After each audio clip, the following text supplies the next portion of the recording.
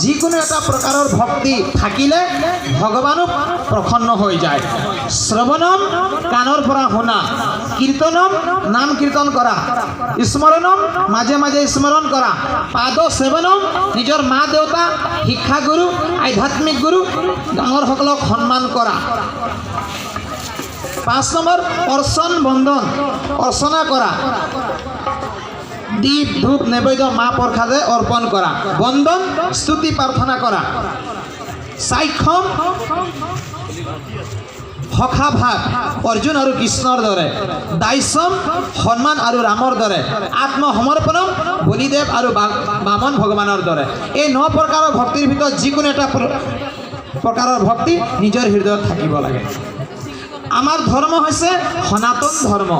সনাতন ধৰ্মকে বৈষ্ণৱ ধৰ্ম বুলি কয়, সনাতন ধৰ্মকে হিন্দু ধৰ্ম বুলি কয়।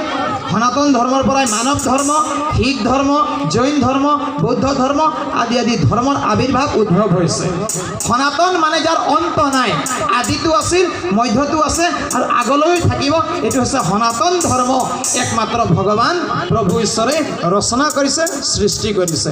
সনাতন ধৰ্মৰ শ্ৰেষ্ঠ গ্ৰন্থ 4 বেদ, 18 পুৰাণ, 14 শাস্ত্ৰ, 108 উপনিষদ, শ্ৰুতি মহাকাব্যৰ আছে।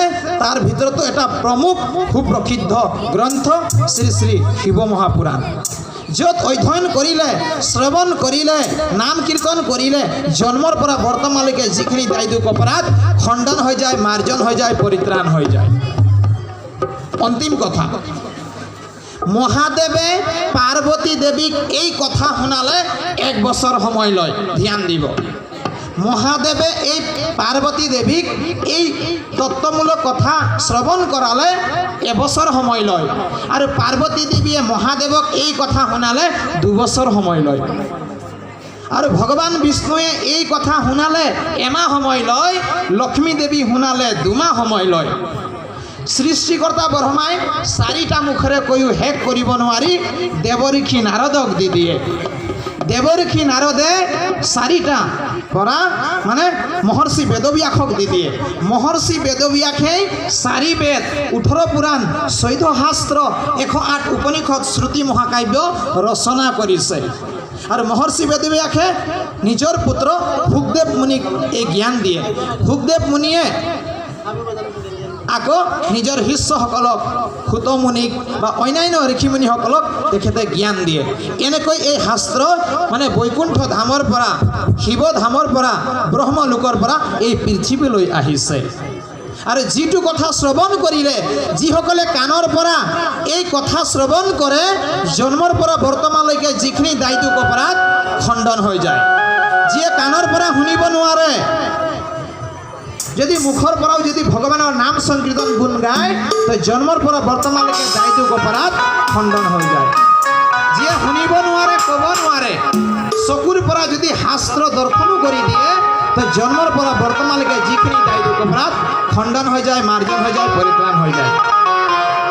আৰু কি হয়, চাবও নোৱাৰে, ক'বও নোৱাৰে, শুনিবও নোৱাৰে, যদি শাস্ত্ৰ গ্ৰন্থক চুই দিয়ে, 3 বাৰ প্ৰণাম কৰি দিয়ে, তো জন্মৰ পৰা বৰ্তমানলৈকে যিখিনি দায় দুখ অপৰাধ খণ্ডন হৈ যায়, মাৰ্জন হৈ যায়, পৰিত্ৰাণ হৈ যায়। এইটো হৈছে অমৰ কথা, শিৱ মহাপুৰাণৰ কথা, মহাদেৱ আৰু আদি শক্তি অম্বিকাৰ কথা। যিটো মোৰ একো জ্ঞান নাই, মই একো নাজানো, ভাষাৰ ক্ষেত্ৰতো মোৰ জ্ঞান নাই, মই ভঙা টুটা মাতেৰে চেষ্টাহে কৰিছোঁ।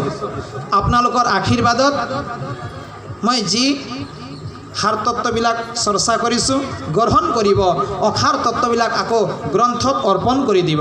আহিবলগীয়া দিনত কিবা সময় সুযোগ সুবিধা হয়, নিশ্চয় ইয়াৰ আগৰ কথা আমি বিস্তাৰভাৱে শ্ৰৱণ কৰিম। যদি কিবা ভুল ত্ৰুটি অপৰাধ হৈছে, আপোনালোকৰ নাতি হিচাপে, পুত্ৰ হিচাপে, ভাইটি হিচাপে ক্ষমা কৰিব। আৰু যি কোৱা হৈছে আপোনালোকৰ আশীৰ্বাদত, সন্তসকলৰ আশীৰ্বাদত, আয়োজন সমিতিয়ে যি ব্যৱস্থা কৰিছে যে কোৱাজন 1 গুণ, শুনাসকল 100 গুণ মহান, যিয়ে আয়োজন কৰে, ব্যৱস্থা কৰে, নিমন্ত্ৰণ কৰে 1000 গুণ মহান হয়। আৰু যিয়ে এইটো পণ্ডাল বা তিৰপাল ব্যৱস্থা কৰোঁতে মাহ প্ৰসাদ ব্যৱস্থা কৰোঁতে অন্ন প্ৰসাদ ব্যৱস্থা কৰোঁতে যিসকলে কষ্ট কৰি আছে তনৰ পৰা সেৱা শুশ্ৰূষা কৰিছে তেখেতলোকে 10,000 গুণ মহান হয়। কোৱাজন 1 গুণ, শুনাসকল 100 গুণ, নিমন্ত্ৰণ কৰাসকল, আয়োজন কৰাসকল, ব্যৱস্থা কৰাসকল 1000 গুণ মহান হয়। যিয়ে কষ্ট কৰি আছে চাফ চিকুণ অন্ন প্ৰসাদ হেৰি কৰোঁতে সেইসকল 10,000 গুণ মহান হয়। আৰু যিয়ে এইটো সৎসং কৰাৰ কাৰণে কথা কৰাৰ কাৰণে যিসকলে দিহা পৰামৰ্শ দিয়ে 1 লাখ গুণ মহান হয়। আৰু যিয়ে এনেকৈ সৎসংগত কথাত নামঘৰত মন্দিৰত দান দিয়ে 1 কোটি গুণ মহান হয়। তো আটাইতকৈ মহান সেইসকল যিসকল ধৰ্মৰ নামত দান দিয়ে তেখেতলোকে আটাইতকৈ মহান 1 কোটি গুণ মহান। আৰু সেই দান দিয়াটো হৈছে গুপ্ত দান। সোঁ হাতত দান দিলে বাওঁ হাতে গম পাব নালাগে, বাওঁ হাতত দান দিলে সোঁ হাতে গম পাব নালাগে। এইটো গুপ্ত দান, মহান দান, আটাইতকৈ পুণ্য আৰু সৌভাগ্যৱান। সেইকাৰণে নিজৰ অৰ্থৰ 100 টকা আয় উপাৰ্জন কৰিলে ধৰ্মৰ নামত 10 টকা দান দিব লাগে। 1000 টকা উপাৰ্জন আয় কৰিলে 100 টকা উপাৰ্জন এবাৰে যদি দিয়া হয় আপোনাৰ জন্মৰ পৰা মৃত্যুলৈকে আপোনাৰ সেই বৈকুণ্ঠ ধামত একত্ৰিত হৈ থয়। বোলে সন্মান দিলে সন্মান পায়, দান দিলে ক'ৰ পৰা দান আহিব আপুনিও গম নাপায়। সন্তসকলৰ বাণী হয়, কৈছে 3টা অপৰাধ জীৱনত হয়, তন মন আৰু বচন। তন মানে শৰীৰৰ অপৰাধ, নিজৰ মাক দেউতাকক সেৱা শুশ্ৰূষা কৰিবলৈ কৈছে, গুৰু গোসাঁইদেৱক সেৱা শুশ্ৰূষা কৰিবলৈ কৈছে, নিজতকৈ শ্ৰেষ্ঠসকলক সন্মান কৰিবলৈ কৈছে, নমস্কাৰ কৰিবলৈ কৈছে। নমস্কাৰ হৈছে সংস্কাৰ, সংস্কাৰ হৈছে নমস্কাৰ। এইটো এটা ভক্তি হয়। ধন পবিত্ৰ আৰু দান মানে ধনক দান কৰিলে পবিত্ৰ হয়। মন পবিত্ৰ হৰি ভজন সে মন যদি অপবিত্ৰ হৈ যায়, বেয়া স্থানলৈ গুচি যায়, ভগৱানৰ নাম স্মৰণ কৰি দিলে মনো পবিত্ৰ হৈ যায়। তো এই কথা সাৰ তত্ত্ব কম সন্বিতত চিন্তা চৰ্চা কৰি আজি এই মানে মহাদেৱ আৰু পাৰ্বতীৰ বিবাহ উৎসৱতে আজি আমি এই গ্ৰন্থৰ লীলা চৰ্চা আমি অৰ্পণ কৰি বিৰাম দিছোঁ। সমাপ্ত কৰিব নোৱাৰি। বোলে সাগৰৰ পৰা 1 বাল্টিং পাত্ৰত পানী লৈ আহিলে শেষ কৰিব নোৱাৰি, নদীৰ পৰা পাত্ৰত বাল্টিঙত পানী লৈ আহিলে শেষ কৰিব নোৱাৰি, কুঁৱাৰ পৰা 1 বাল্টিং পাত্ৰত পানী লৈ আহিলে বোলে শেষ কৰিব নোৱাৰি। শাস্ত্ৰৰ কথা সমুদ্ৰ সাগৰৰ নিচিনা যিমান ক'লেও শেষ কৰিব নোৱাৰি। তথাপিতো সময় সাপেক্ষে ঘড়ীৰ কাঁটা চালে বিৰামহে দিব পাৰি।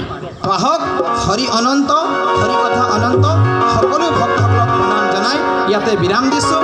হৃদয় সম্ৰাট শ্ৰী ভোলেনাথ কি